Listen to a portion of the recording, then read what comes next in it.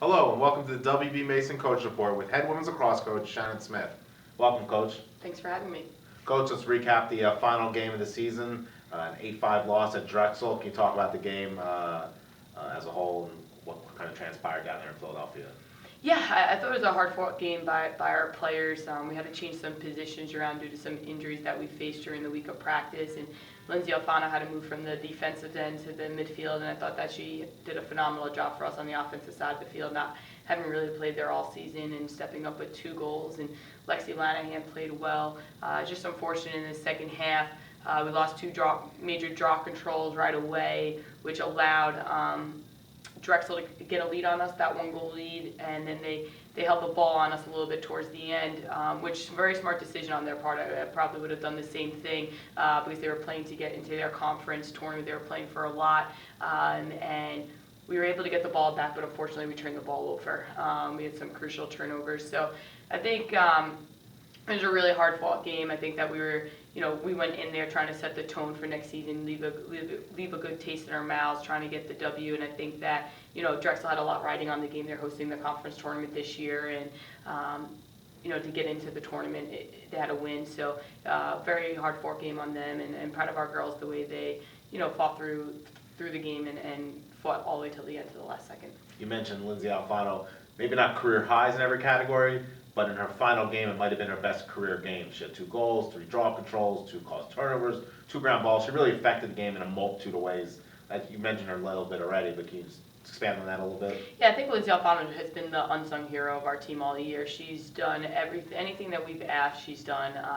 And she really, you said it, she nailed it. She scored for us, she had draw controls for us, she had caused turnovers, and she plays with a lot of heart and passion out there on the field. So I was really happy to see Lindsay, end a great, she individually had a great game. Bright spot for the future, Lexi Linehan, some more scoring in that game. Let's talk about what the future holds for somebody like Lexi. Yeah, it was really exciting to watch Lexi play. She usually dodged a lot from behind the cage, and this week she dodged from up top and had 2 great dodges scoring from up top. So I think that's a great start for her and huge motivation going into next season, because now she's starting to dodge from up top and not just from behind the cage, and she can also cut in the middle. So I think she's learned a lot. I think that as a freshman she was put in a lot of important moments and crucial moments in games, and sometimes she made mistakes, sometimes she stepped up to the plate, but I think that was a great point for a freshman to be in, because not a lot of freshmen get that opportunity, and I think she's only going to grow and become a better player for it and learn from this season, and now she knows what it takes going through her freshman year, and I think she's only going to work hard. She's a very determined player. Another player that really Hofstra fans only got to see for 1 year, but it was a remarkable season, Lindsay Scott. Just talk about what she meant to your program this year in sort of a transition year, and she really stepped in and just did probably more than you even thought she was going to do. Yeah.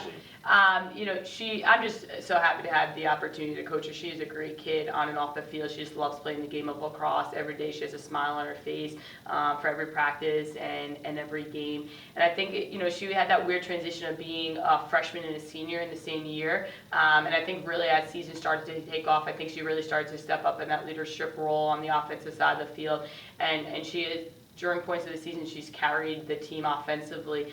She's a tremendous goal scorer, lethal weapon. She can score from wherever, great lefty attacker, and it was just a really pleasure being able to get to know Lindsay and be able to coach her and have her part of our program this year. She, she did some phenomenal things for us. One more note on that Drexel game. Obviously, the sport of lacrosse is ever-changing, and next year with the possession clock, Yep. It will change even more. The last 15, 20 minutes of that game, Drexel literally held possession the entire game except for one minor Hofstra possession. Are you looking forward to that change, or do you like the dynamics that it played this year and it decided that game against the Dragons? No, I think it did decide the game because we were only losing by 1 at that point, and they scored 2 goals on us on an open cage when we were trying to get the ball back. But hey, you're playing within the rules.